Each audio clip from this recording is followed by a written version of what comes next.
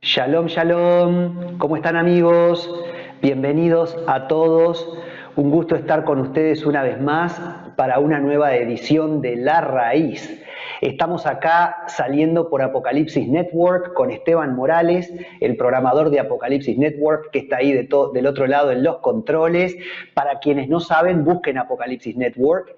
Es una transmisora de televisiva y radial que sale, bueno, en muchas partes del mundo, ¿no? En América, en Europa, en Israel, nada más y nada menos, con una comunidad mesiánica que está creciendo por aquellos lares. Así que le damos un saludo muy grande a Esteban Morales, que está siempre al firme allí del otro lado en los controles. Y bueno, como ustedes verán, hoy estoy acompañado no de lámparas, es viernes cuando estamos grabando el programa. Generalmente a veces prendo las velas del Shabbat. Hoy no estamos acompañados de velas, pero sí de una lámpara que simboliza la luz. Y bueno, precisamente porque hoy vamos a hablar de dos lugares magníficos en nuestro viaje por Israel, que son nada más y nada menos que la ciudad de David y la ciudad vieja de Jerusalén y sus 8 puertas.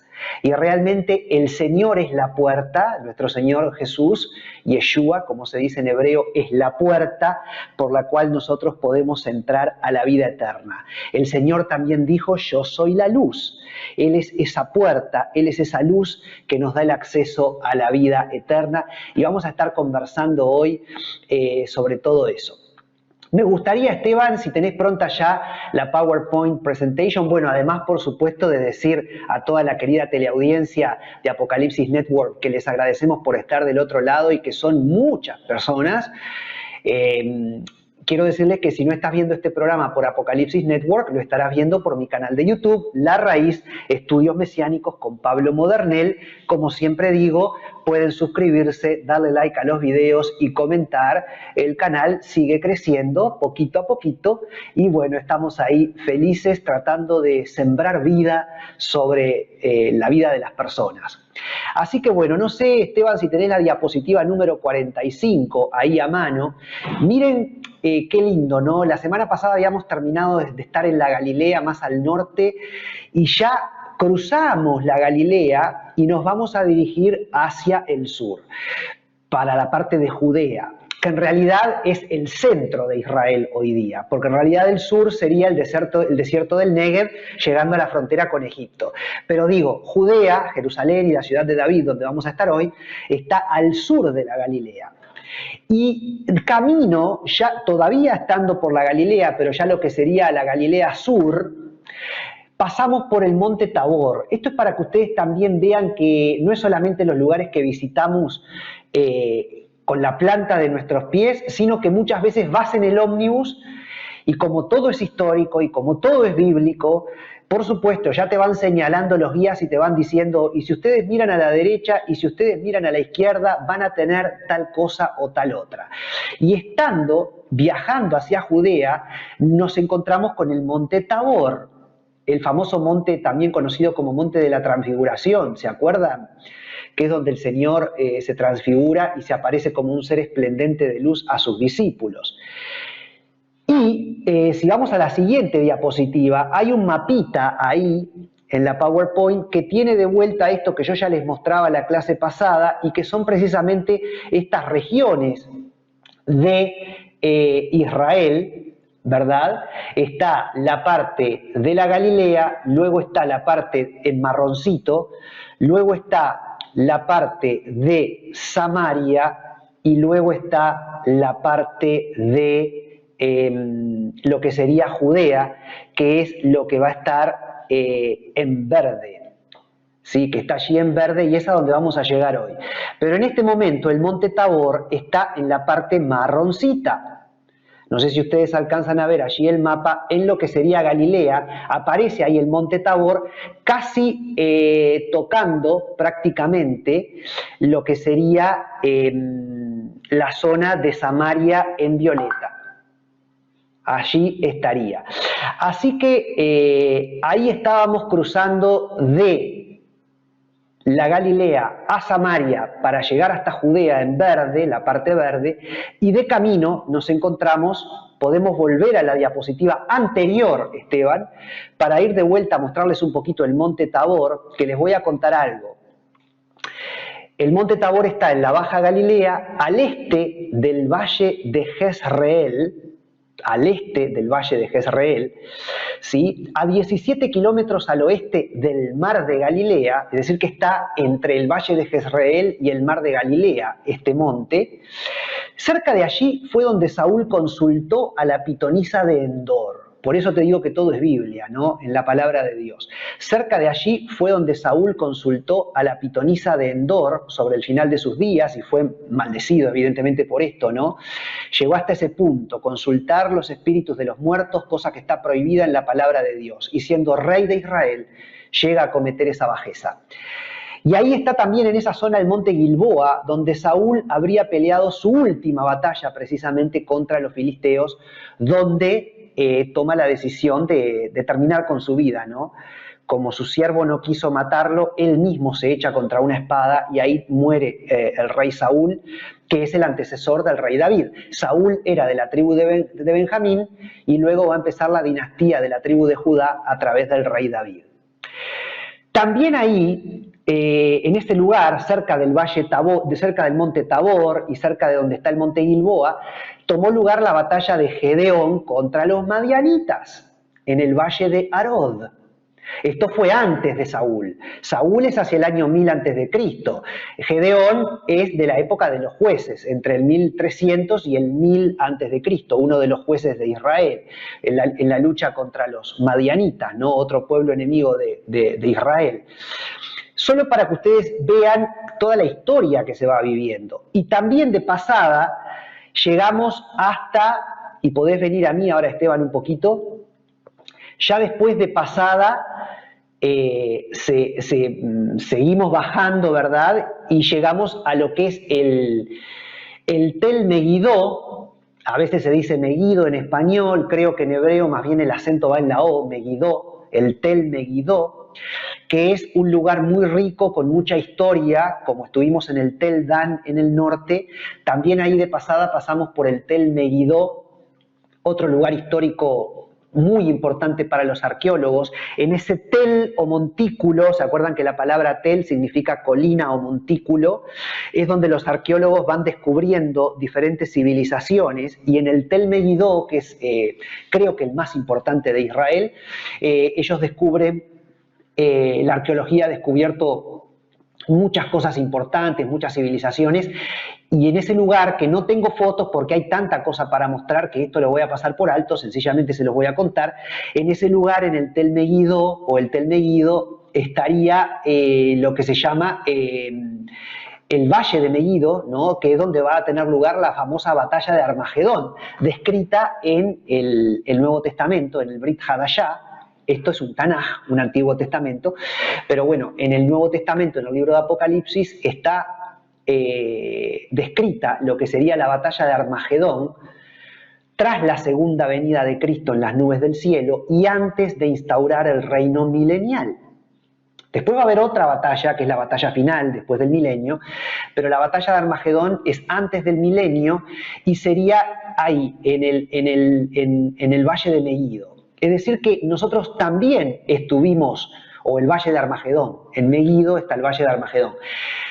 Es decir que fíjate toda la historia que uno va atravesando cuando va caminando y cuando va conociendo los diferentes lugares en Israel. Si te interesa todo esto que digo de la segunda venida de Cristo, la batalla de Armagedón, el reinado de 1000 años, después lo que va a suceder después de esos 1000 años con la batalla final, todo eso lo podés encontrar en una de las listas de reproducción en el canal La Raíz, Estudios Mesiánicos con Pablo Modernel, que es la segunda venida de Cristo. El estudio de la segunda venida de Cristo precisamente habla de todas estas cosas. Y el mapita que les mostraba en las diapositivas, esto vengo hace varias clases por contarles, quiero decirles que entre los materiales que nos dieron el Instituto Moriah, nos dieron este precioso libro en inglés que trae mapas, muchas ilustraciones de muchos mapas y de cómo fueron pasando las diferentes civilizaciones sobre el territorio de Israel. Acá está precisamente el mapa del cual yo saqué la foto y que comparto en las diapositivas. Un material riquísimo, muy interesante. Como verán, además, la edición es de primera calidad, con páginas satinadas y a todo color. Bueno, así nos trataron en Moriah College y estoy seguro que todos los amigos del grupo de WhatsApp que todavía estamos y que hicimos el viaje y que me siguen en este programa que estoy haciendo, estarán completamente de acuerdo conmigo, ¿no? Con todo esto que estoy diciendo en cuanto a la excelencia con la cual fuimos tratados. En ese bus en el que viajábamos y pude sacar la foto del Monte Tabor con aire acondicionado, en impecable estado, con Wi-Fi, en los materiales que recibimos, con mapas, con cronologías de los diferentes reyes de Israel. Por supuesto, la posibilidad de comprar los libros de Adolfo Reutemann como algo extra, las clases que nos dieron todos los arqueólogos, los hoteles 4 estrellas de excelente nivel en los que estuvimos alojados, el Prima Park en Jerusalén y el Royal en la Galilea. No me acordaba el otro día del nombre del hotel de la Galilea, se llamaba el Hotel Royal a los pies del mar de Galilea. Las otras 2 veces había ido a otro hotel. Esta vez estuvimos en ese precioso lugar. Bueno, todo nivel de excelencia total con Moriah College, así que muy agradecido estoy por todo esto, ¿no?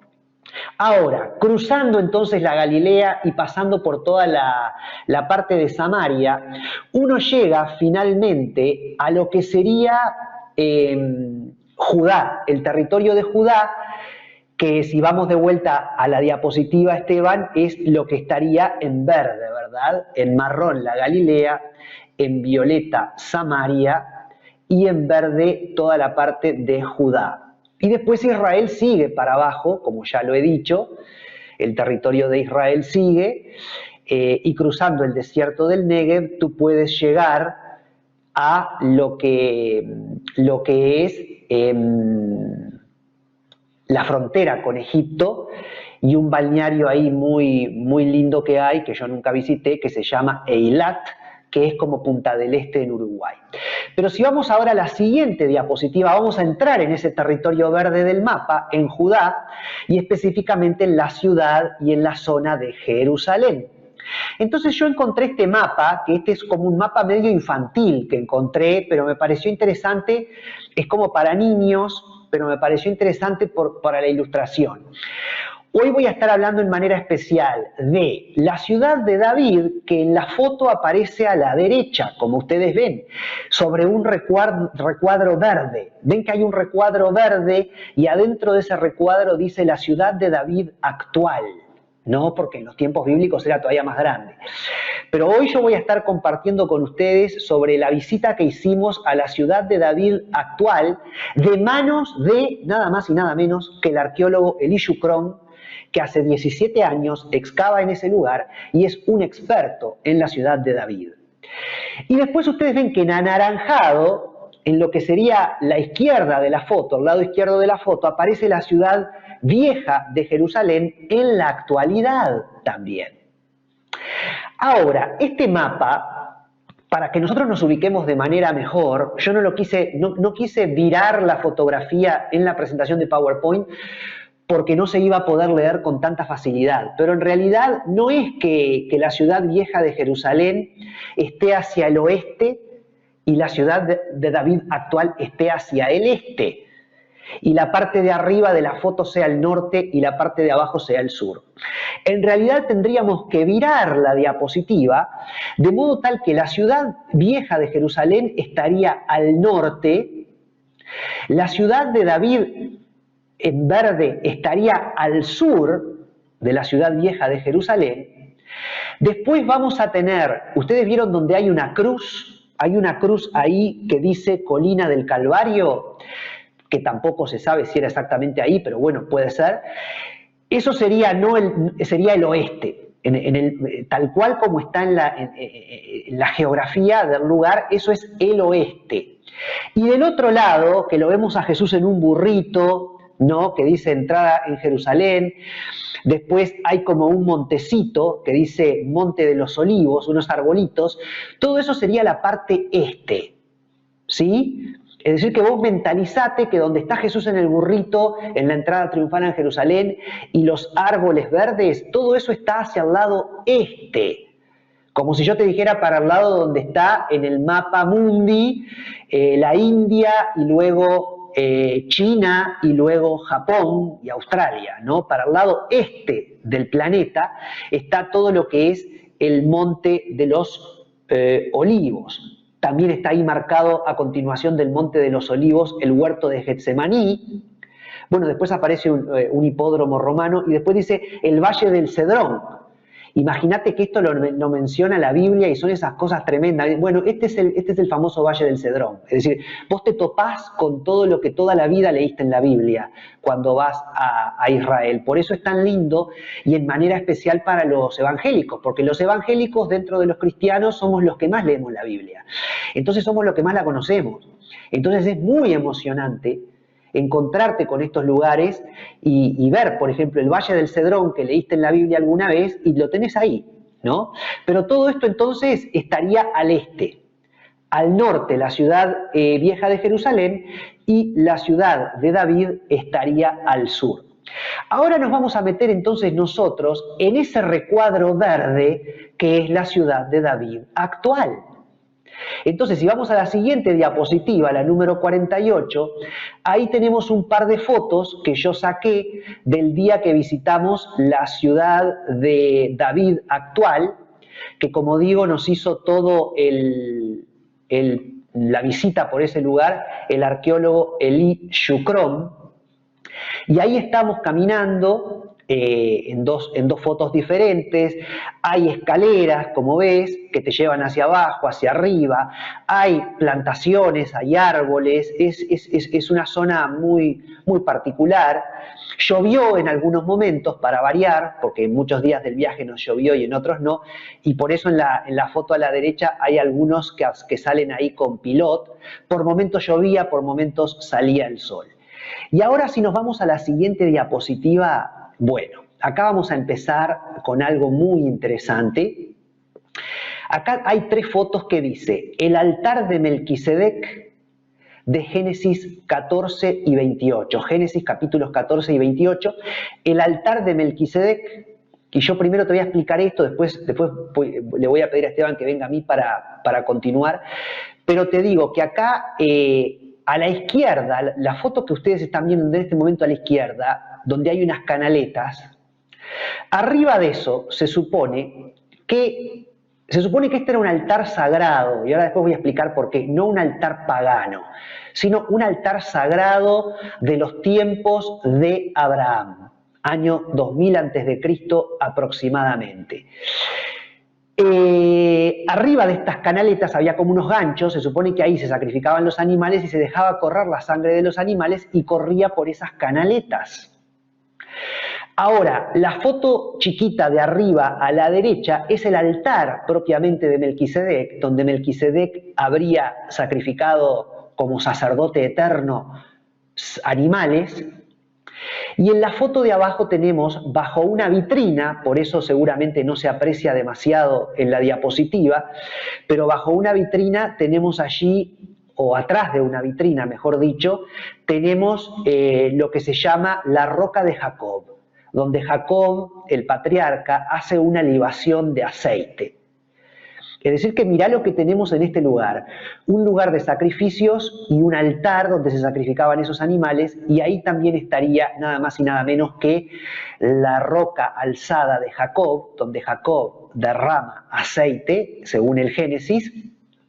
Todo esto se encuentra nada más y nada menos que en los restos arqueológicos de la ciudad de David, cosa que tampoco está confirmada, pero por diferentes características de muchas de los hallazgos en ese lugar, evidentemente es la ciudad de David.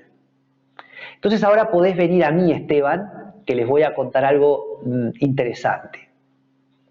Respecto al altar de Melquisedec, que sería ese lugar donde se sacrificaban los animales y se vertía su sangre por esas canaletas, y por otro lado, en la piedra propiamente dicha, el altar, que era la fotito arriba a la derecha, donde se sacrificaban los animales, esto está en Génesis 14. Si tú vas a Génesis 14, versículos 18 al 20, dice: entonces Melquisedec, rey de Salem y sacerdote del Dios Altísimo, sacó pan y vino. Un sacerdote en tiempos de Abraham, año 2000 a.C., que saca pan y vino. Y le bendijo a Abraham diciendo: bendito sea Abraham del Dios Altísimo. Porque en ese momento Abraham todavía no se llamaba Abraham, se llamaba Abraham. Después Dios le cambia el nombre. Todo eso está explicado en el estudio Israel, su historia, nuestra historia. Podés ir en la raíz al estudio Israel, su historia, nuestra historia, y vas a entender toda la conexión del cristianismo con Israel, y yo explico la historia de cuando el Señor le cambia a Abraham el nombre, y de Abraham pasa a ser Abraham. Pero bueno, en este momento era Abraham, tiene el encuentro con Melquisedec en Génesis 14, bendito sea Abraham del Dios Altísimo, creador de los cielos y de la tierra, y bendito sea el Dios Altísimo, que entregó tus enemigos en tu mano, le dice Melquisedec a Abraham. Y le dio a Abraham los diezmos de todo. Abraham le da los diezmos, y acá ya aparece el concepto de diezmo, hacia el año 1800, 1900, 2000 antes de Cristo, mucho antes de que la ley de Moisés hablara de esto hacia el año 1500, 1400 antes de Cristo. Por eso hay quienes dicen que el concepto de diezmo no remite a la ley, sino que en teología es anterior a la ley de Moisés. Y por eso el diezmo sería válido hoy día, y no solamente para el Antiguo Testamento o exclusivamente para los judíos, sino que los cristianos también podemos apropiarnos de ese concepto de diezmo, que a mí en lo personal me parece algo muy justo, porque me parece que cada uno da un 10% de su ingreso. A ver, en el cristianismo en realidad el diezmo del Antiguo Testamento es una sombra de lo que iba a venir. Entonces en realidad uno no tiene que dar el 10%, uno tiene que dar el 100%. La vida entera le tenemos que rendir a nuestro Señor. Pero bueno, financieramente y en lo específico, lo mínimo es el 10%. Me parece algo muy lógico, ¿no? Muy equitativo, porque es de acuerdo a las posibilidades de cada quien. En fin, el punto es que hacia el año 1800, 2000 a.C., está este sacerdote misterioso, Melquisedec, que le sale al encuentro de Abraham. Recordemos que también, como estamos hablando del año 2000 a.C. y no del 1400, cuando Moisés sale con los hebreos y da la ley y se hace el tabernáculo y se levantan los levitas como sacerdotes, con todo el ritual de sacrificios de animales, con determinadas ropas de la tribu de Leví, bla, bla, bla, bla, bla, bla, bla. Eso va a suceder 500, 600, 700 años después del encuentro que va a tener Melquisedec con Abraham mucho antes, 700, 800 años antes, no sé, 500 años antes. Y sin embargo ya estaba el concepto de sacerdote que ofrece pan y vino, el pan y vino siempre presentes, cuerpo y sangre de nuestro Señor, siempre presentes en toda la Torá, también en el Tanaj. Y ahí que hoy siendo Shabbat y teniendo los judíos sus velas encendidas en sus hogares, están participando del pan y el vino, aunque ellos no lo hacen precisamente por Jesús, por lo menos no conscientemente.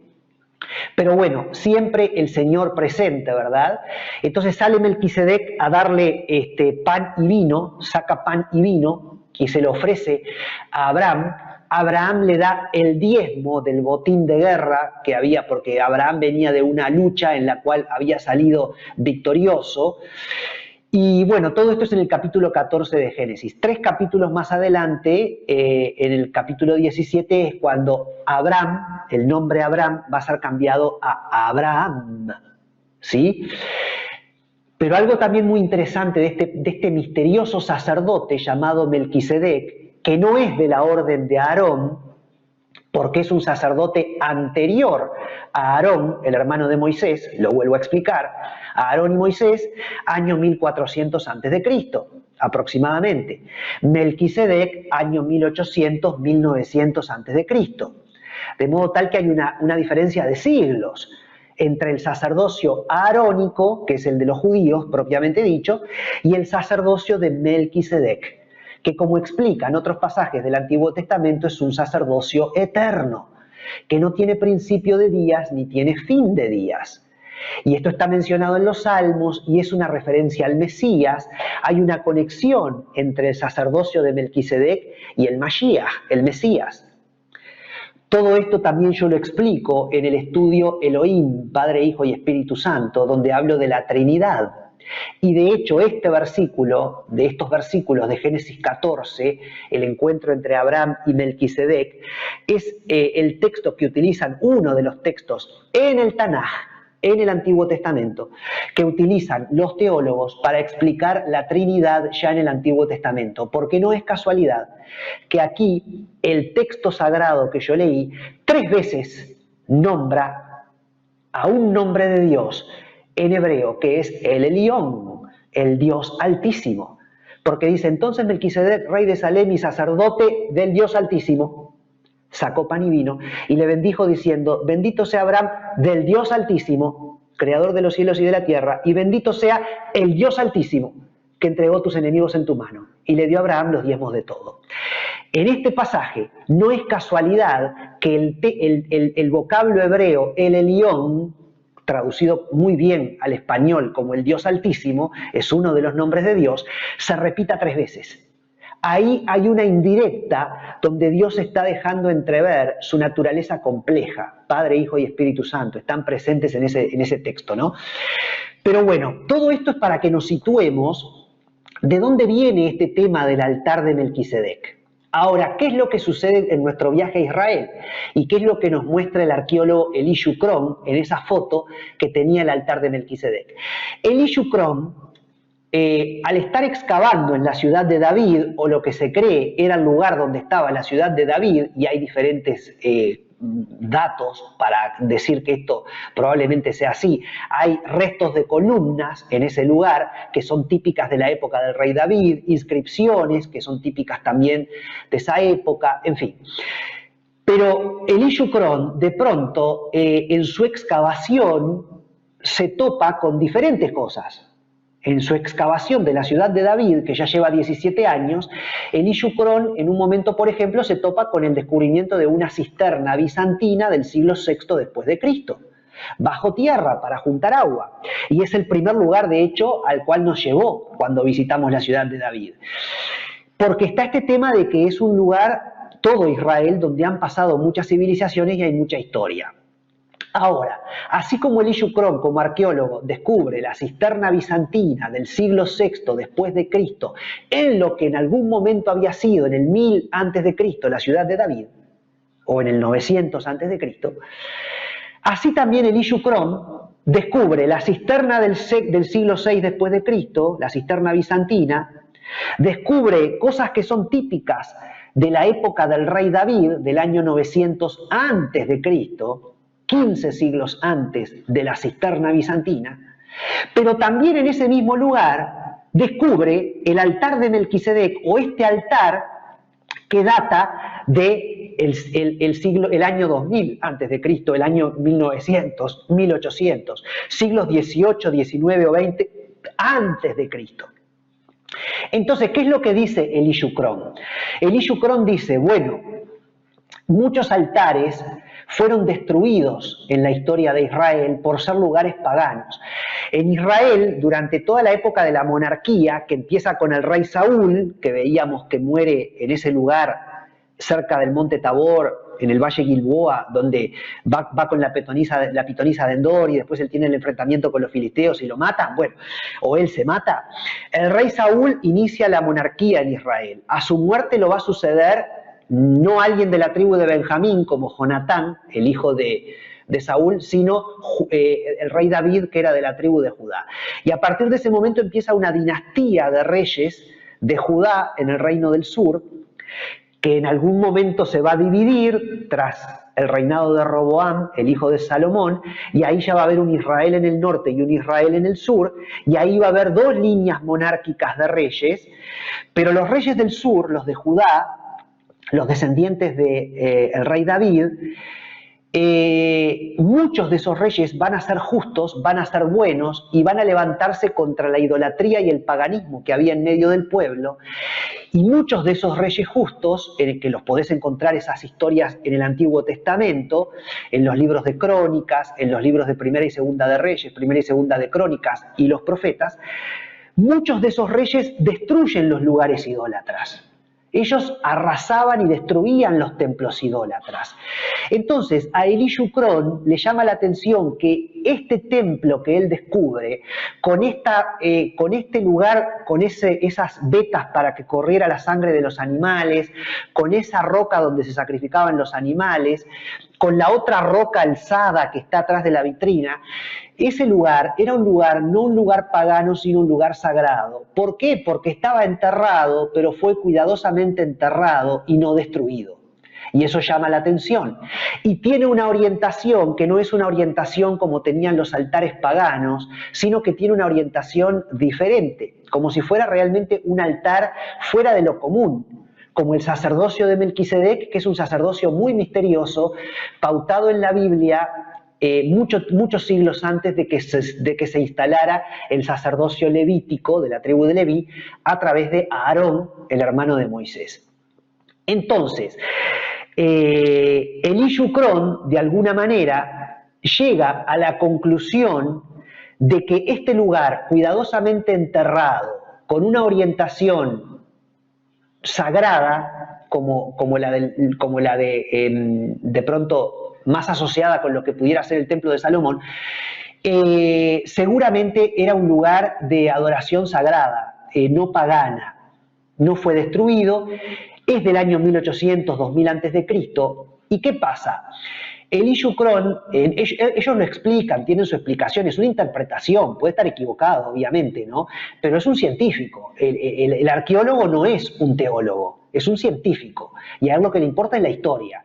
Y él dice además que por determinados detalles que se dan en cuanto a esa roca alzada, que es eso que casi no se ve en la foto porque aparece atrás de un vidrio, que él le dice la roca alzada de Jacob, donde se derramaba la libación del aceite, esto es porque dice, bueno, Jacob es el nieto de Abraham, Jacob entendía que su abuelo había tenido un encuentro con un sacerdote que se llamaba Melquisedec en un determinado lugar de Israel, y en ese mismo lugar Jacob tiene un encuentro con Dios también, y en ese mismo lugar él derrama una libación de aceite. Esto lo podemos encontrar en Génesis capítulo 28.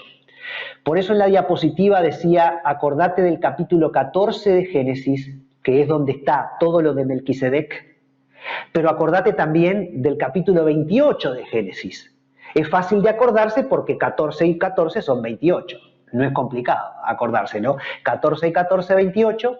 Bueno, vos acordate. Capítulo 14 de Génesis, Melquisedec. Capítulo 28 de Génesis, aparece este otro suceso.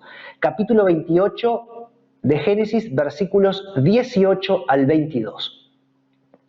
Y se levantó Jacob de mañana y tomó la piedra que había puesto de cabecera, como una piedra sobre la cual él habría reposado su cabeza, y la alzó por señal, una roca alzada, una piedra alzada, algo que no es nada común encontrar, y derramó aceite encima de ella. Y llamó el nombre de aquel lugar Betel, aunque Luz era el nombre de la ciudad primero. E hizo Jacob voto diciendo, si fuere Dios conmigo y me guardare en este viaje en que voy, y me diere pan para comer y vestido para vestir, y si volviere en paz a casa de mi Padre, Jehová será mi Dios. Y esta piedra que he puesto por señal, esa piedra alzada, esa roca alzada donde él derrama aceite, y esta piedra que he puesto por señal será casa de Dios, será casa de Dios. Betel, Beit-El, casa de Dios, Betel. Y de todo lo que me dieres, el diezmo apartaré para ti, le dice Jacob al Señor.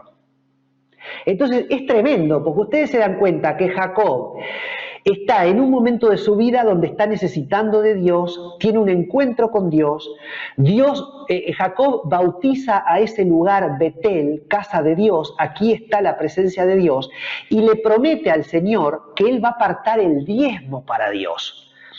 Entonces, evidentemente, en la cabeza del arqueólogo Elishu Kron, estas no son cosas disociadas. Elishu Kron dice, bueno, ¿por qué Jacob, en este lugar que tiene un encuentro con Dios, decide levantar una piedra, alzar una piedra, derramar sobre ella aceite, hacer un pacto con Dios y decir que él le va a apartar los diezmos de todo a Dios?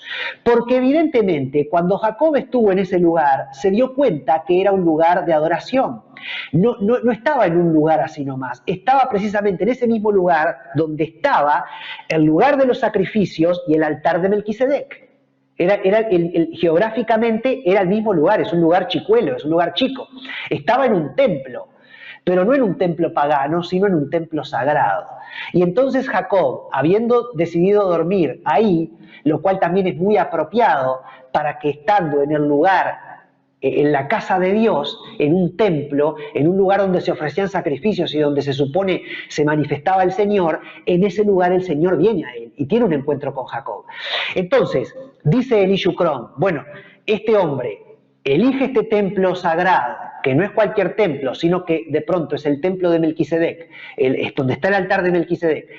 Jacob elige este lugar, duerme en ese lugar, se le aparece Dios. Jacob levanta una roca alzada, vierte sobre ella aceite y trae a colación el tema del diezmo y le promete a Dios en ese pacto, si vos me guardás, si vos me das comida, si vos me das vestido y si me volvés a traer seguro y salvo, yo voy a apartar el diezmo para todo lo tuyo. Para vos. Entonces, ¿por qué Jacob se acuerda de eso? Porque su abuelo había apartado los diezmos para el sacerdote Melquisedec. ¿Se entiende la conexión? Entonces, evidentemente, esta historia familiar del encuentro entre Abraham con el sacerdote Melquisedec no le era ajena a Jacob. Seguramente Jacob la había escuchado de su propio abuelo Abraham y también de su padre Isaac, porque la genealogía es Abraham, Isaac, Jacob, los 3 patriarcas de Israel. E Israel también tiene, por supuesto, 4 matriarcas, ¿sí? Sara, la esposa de Abraham, Rebeca, la esposa de Isaac, y Raquel y Lea y Raquel, las esposas de Jacob, ¿sí? Una madre nada más y nada menos que de los judíos, de donde viene la línea real, y la otra madre de lo que serían los israelitas gentilizados, pero que un día iban a venir al Señor. Maravilloso todo esto, anda al estudio en las listas de reproducción, en La Raíz, Israel, su historia, nuestra historia, para entender todas estas conexiones. En la Biblia no hay cabos sueltos. Entonces, los patriarcas y las matriarcas de Israel, ¿verdad? Pero tenemos entonces los 3 patriarcas, Abraham, Isaac y Jacob. Y Jacob, habiendo escuchado esta maravillosa historia de su abuelo, del encuentro de su abuelo con el sacerdote Melquisedec, cuando Abraham le aparta el 10%, sus diezmos, y se lo entrega a Melquisedec, porque Melquisedec como sacerdote es una figura humana, pero también es tipo de Dios. Por eso se menciona en ese texto de Génesis 18, el Elión, el Elión, el Elión, Dios altísimo, Dios altísimo, Dios altísimo, 3 veces, ojo. Entonces Jacob dice, yo también le voy a apartar el diezmo a ese Melquisedec, Porque cuando Jacob dice, le voy a apartar el diezmo en este lugar a Dios, está diciendo, se lo voy a apartar a Melquisedec. Y Melquisedec es una figura mesiánica de donde también tenemos que entender que Jesús no es creación del Padre, sino que Jesús es Dios. Por eso la teología de la Trinidad, tan importante, y que se desconoce hoy día por algunos grupos mesiánicos que están equivocados cuando niegan la divinidad y la eternidad de nuestro Señor Jesucristo. Si estás en un grupo mesiánico que niegue la eternidad de nuestro Señor Jesucristo, salí corriendo de ese grupo, porque no hay en ese lugar bendición de Dios. Y si estás en una secta que no es cristiana y que niega la eternidad de Jesús, salí corriendo de esa secta. Ojo con las sectas, ojo con las sectas. Las sectas niegan la eternidad de Jesús. Una de ellas, los testigos de Jehová. No te conviene estar en lugares donde se niegue la eternidad de nuestro Señor Jesucristo. Y esto no tiene que ver con la Iglesia Católica, con un invento de la Iglesia Católica, ni con un invento del Nuevo Testamento. Esto, como vemos, está en el Tanaj, en el Antiguo Testamento. Así que, ojo, con esos temas no se juega. Eso sí que es pecado grave. Entonces, evidentemente Jacob acá da el diezmo, promete a Dios darle el diezmo porque asocia este lugar con el encuentro que su abuelo tuvo con Melquisedec.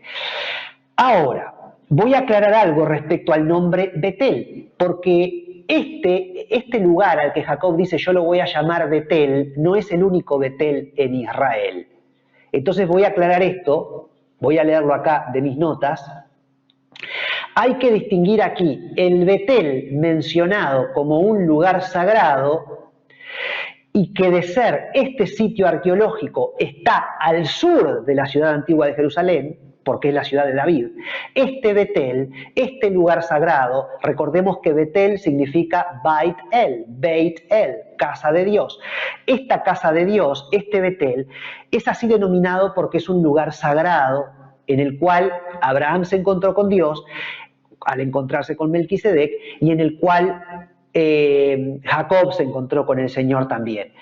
Este es un Betel al sur de Jerusalén, pero este Betel no tiene nada que ver y no hay que confundirlo con la ciudad de Betel propiamente dicha que está al norte de Jerusalén. Entonces alguien te puede decir, pero ¿cómo me estás hablando, Pablo, de que Jacob tuvo el encuentro con Dios en la ciudad de David y donde está el altar de Melquisedec? Si Jacob dice que va a llamar a ese lugar Betel y Betel está al norte de Jerusalén. Bueno, pero lo que pasa es que hay un Betel al norte de Jerusalén, que es la Betel geográfica, digamos, por así decirlo, pero también está este lugar sagrado al que también se lo denomina Betel por el sentido etimológico del término Betel, ¿no? Que es precisamente casa de Dios. Esto yo no lo sabía, lo tengo que aclarar que para mí esto fue nuevo, me desayuné ahora de todo este tema de que hay dos Betel, ¿no? Este Betel o lugar sagrado también se puede asociar, según los teólogos, con la aldea de Judá mencionada en 1 Samuel 30:27, ahí nombrada como Betul, o en Josué 19:4, en ese caso mencionada como Betuel, o en 1 de Crónicas 4:30, que se le dice Quesil, y también Josué 15:30, ¿sí? Asociado en todos estos casos con la tierra de Simeón o Benjamín en Judá precisamente. Es decir que cuando vos leas 1 de Samuel 30:27, Josué 19:4, 1 de Crónicas 4:30 y Josué 15:30 y leas ahí sobre Betuel, Betul, Quesil, todos esos son lugares para referirse a este lugar, al Betel que está en el sur, donde Jacob tuvo el encuentro con el Señor y donde también Abraham habría tenido el encuentro con Melquisedec. Otra cosa es la ciudad de Betel que está al norte de Jerusalén, pero eso es otra cosa, ¿sí? Ahora, siendo esta la ciudad de David, es decir, si en este lugar donde encontramos el altar de Melquisedec, la roca alzada de Jacob, es un lugar sagrado, está ese lugar sagrado, pero también, como lo ha comprobado la arqueología, por diferentes datos, sería el lugar de la ciudad de David. Tenemos que sumar el hecho de que definitivamente entonces, en este lugar, al sur de Jerusalén, en lo que hoy día se conoce como la ciudad de David, que les mostrábamos ahí en las diapositivas, las escaleras por donde estamos bajando y subiendo, ese lugar, ¿sí? Es el lugar que David va a escoger para levantar el tabernáculo antes de comprar la parcela de tierra donde luego Salomón edificará el templo. Porque el Señor no le permite a David, que era un rey muy amado por Dios, ¿sí? De hecho, el nombre de David significa amado mío, mi amado, es un nombre precioso, David. Pero a David el Señor no le permite levantarle templo porque el Señor le dice, tú has derramado mucha sangre. Y siendo tan noble David como era, pero no se le permite levantarle templo a Dios. El hijo de David, el rey Salomón, va a ser el que levante el primer templo. Hasta ese momento, y desde la salida de Egipto, del 1400 a.C. al 900 a.C., por 500 años, los hebreos adoraron a Dios en un tabernáculo, una tienda de campaña. Primero en su travesía por el desierto, y cuando llegan a la tierra prometida, la tenían en la tierra prometida. Y en un momento, David, evidentemente, levanta la tienda, levanta el tabernáculo en la ciudad de David, porque todavía no se había construido el templo. Después, cuando se construye el templo de Salomón, evidentemente ahí se va a llevar el arca, se va a llevar el candelabro o la menorá, el altar del incienso, la mesa de los panes de la proposición, todo lo que había dentro del tabernáculo se va a pasar al templo. Y cosas que se hacen de nuevo, ¿no? Que de hecho David no edifica la casa, no edifica el templo, sino que Salomón lo edifica, pero si nosotros leemos la palabra de Dios en Crónicas, en los libros de Crónicas, vamos a ver cómo el rey David en Primera de Crónicas es el que aparta mucho oro, plata, piedras preciosas, maderas de la más alta calidad, aparta todo y deja todo pronto para que Salomón, su hijo, para que la tarea, que era una tarea muy difícil, muy desafiante, para que la tarea de Salomón no fuera tan complicada, ¿no? Pero bueno, entonces, antes de edificar el templo por mano de Salomón, ¿dónde estaba el arca? ¿Dónde se llevaban a cabo los sacrificios? ¿Dónde había un lugar de acercamiento al Señor? En la ciudad de David. Y no es extraño que fuera en esta zona donde estaba el altar de Melquisedec y donde estaba la roca alzada de Jacob. En el Betel, casa de Dios, pero no el Betel, la ciudad al norte de Jerusalén, no, el Betel, casa de Dios, el lugar sagrado al sur de Jerusalén. En ese lugar es muy lógico que David haya dicho, bueno, si este es un lugar sagrado, vamos acá a ofrendar, a tener el tabernáculo. Incluso no es extraño que el propio David o alguno de los reyes posteriores o Salomón de pronto, una vez que se levanta el templo, hayan decidido enterrar tan cuidadosamente este lugar que no fue destruido, sino que fue enterrado cuidadosamente. Y miren qué lindo esto, ¿no? Lo que dice Segunda de Samuel capítulo 6. Segunda de Samuel capítulo 6, versículos 16 y 17. Cuando el arca del Señor llegó a la ciudad de David, la pusieron en su lugar en medio de una tienda que David le había levantado. Y ahí David hace sacrificios y reparte pan, carne y tortas de pasas. ¿Sí? Pasas de higos, de pronto, no sé si pasas de uva. Entonces, el rey David hace el tabernáculo en ese lugar, ¿no? Cuando el arca del Señor llegó a la ciudad de David, que es este lugar en el sur de Jerusalén, la pusieron en su lugar en medio de una tienda. Y de pronto David había levantado la tienda en este lugar, que nosotros estuvimos ahí, donde está el altar de Melquisedec y la roca alzada de Jacob. Es glorioso, ¿no? Y dice que ahí David hace sacrificios y reparte pan, carne y torta de pasas. De pronto David usó hasta el mismo altar de Melquisedec, no lo sabemos, ¿no? Ahora, es tan gloriosa la ciudad de David, ese lugar al sur de Jerusalén, que ahí también tenemos el canal Cananeo y el torrente Gijón, donde Salomón fue ungido rey. Ese Salomón, que es el hijo de David y que es el que va a levantar el templo a Dios, pero no en la ciudad de David, sino más al norte, ¿no? Porque David va a comprar una parcela donde luego Salomón va a edificar el templo, un lugar más exaltado, más elevado, porque David también en un momento le duele en su corazón y dice, ¿cómo? Yo habito en un palacio y tenemos el arca y las cosas de Dios en una tienda y todavía no en un templo. Yo le quiero levantar un templo a Dios. Y ahí es donde Dios le dice, momento, tu hijo me lo va a levantar. Y David no puede levantar el templo, pero compra el terreno, un terreno importante, más elevado, donde se va a levantar el templo, que es donde está hoy día el Domo de la Roca, esa cúpula dorada, que es de cobre, bajo lo cual hoy día hay un edificio de adoración islámica, no cristiano ni judío, porque ahí estaba la roca donde se creía que Abraham había estado a punto de sacrificar a Isaac. Y de hecho la ciudad de David desemboca en el Muro de los Lamentos. Están muy cerca la ciudad de David y ese otro lugar. De hecho, vos podés ir caminando bajo tierra por la ciudad de David, que nosotros no lo hicimos, pero hay un paseo que se hace, que vos podés ir caminando y salís al Muro de los Lamentos, y el Muro de los Lamentos está debajo del Domo de la Roca. Es decir, era algo transitable, se podía caminar tranquilamente, y bueno, ese lugar habría sido el terreno que compró David para que ahí se edificara el templo, ¿sí? Pero su hijo Salomón es el responsable de levantar el templo. Y Salomón, ¿dónde va a ser ungido rey? ¿Va a ser ungido rey ahí en el terreno del templo? No, va a ser ungido rey acá abajo, en la ciudad de David. Y quiero que vayamos, Esteban, a la diapositiva siguiente, donde precisamente tenemos ahí en esa diapositiva, ahí está de vuelta muy bien para refrescar un poquito, y ahí la diapositiva siguiente tenemos el canal cananeo, que está en la ciudad de David, y el torrente Gihón.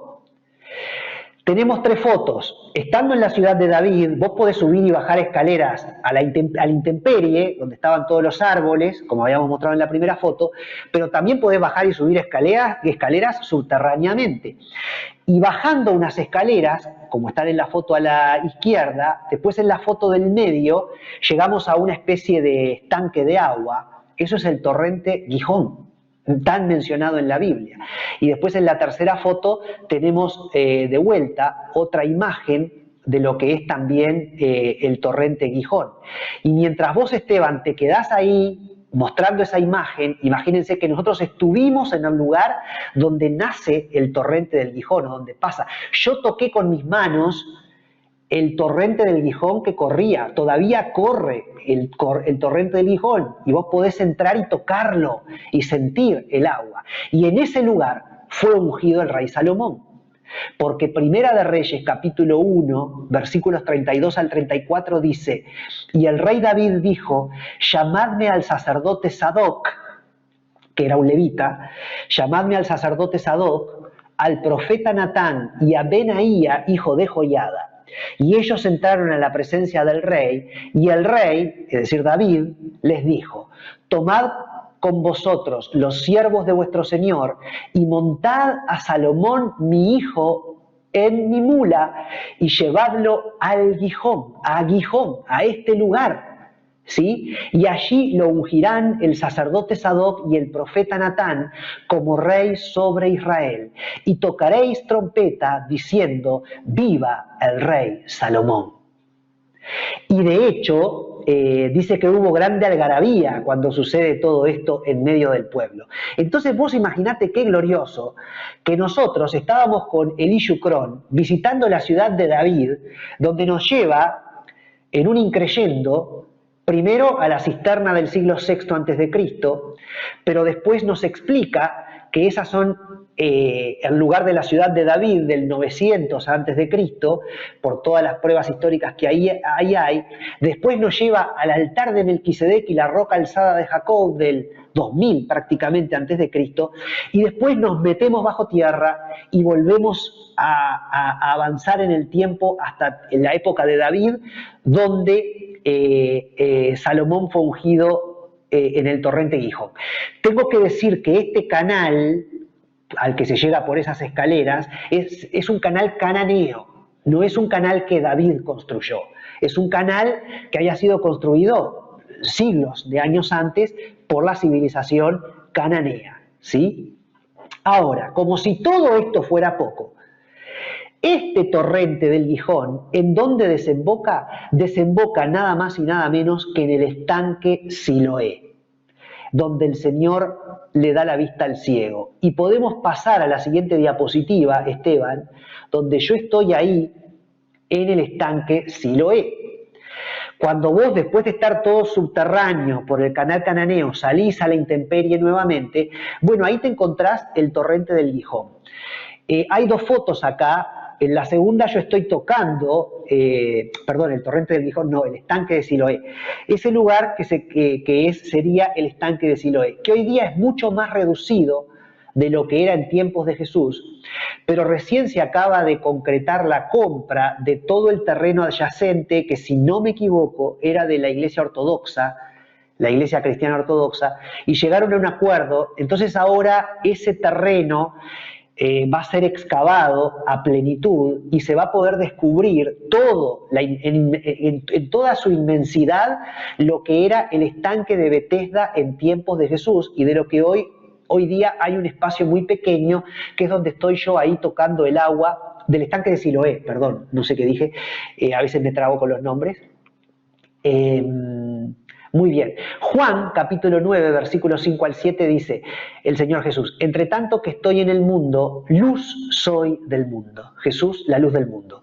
Dicho esto, escupió en tierra e hizo lodo con la saliva y untó con el lodo los ojos del ciego y le dijo: ve a lavarte en el estanque de Siloé, que traducido es enviado.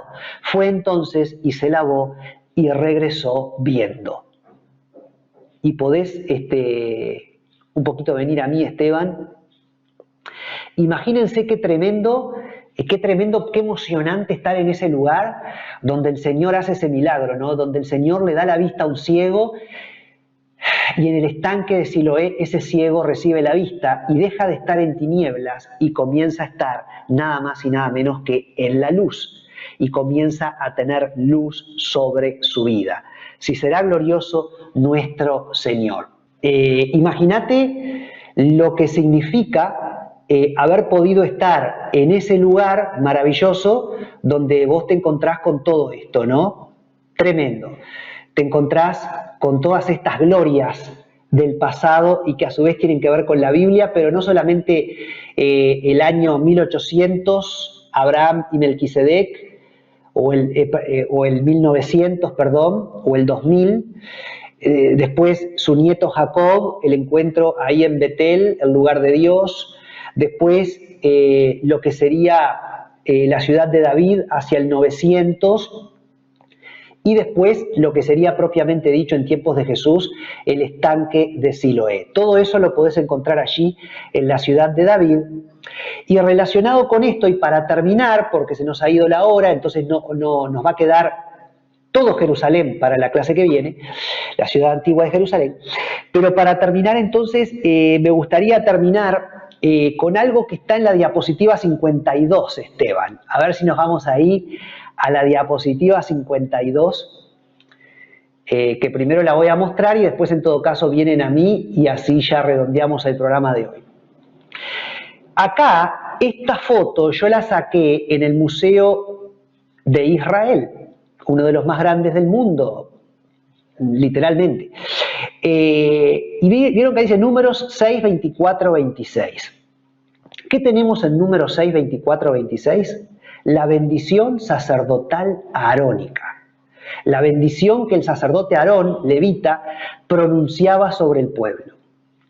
Y debajo de ahí, de eso en verde, adentro de una vitrina, está esto que descubrió otro arqueólogo, Barkai, no Elishu Kron, sino otro famoso arqueólogo en Israel, Barkai, descubre una hojilla de plata de la época del rey David, de la época del primer templo, y cuando la desenrollan, la hojilla de plata, adentro tiene esta bendición sacerdotal de Números 6, 24 al 26. ¿Y dónde estaba esta hojilla de plata? En la foto de al lado ustedes ven un esqueleto. Bueno, porque esto lo tenía una persona a modo de amuleto. No se sabe si era un sacerdote que portaba la bendición sacerdotal sobre su pecho, como por ser sacerdote, o si era una persona común y tenía la bendición sacerdotal escrita en un rollito de plata y él la portaba. Entonces vos en el Museo de Israel tenés el esqueleto donde fue encontrada esta bendición y la bendición, las dos cosas.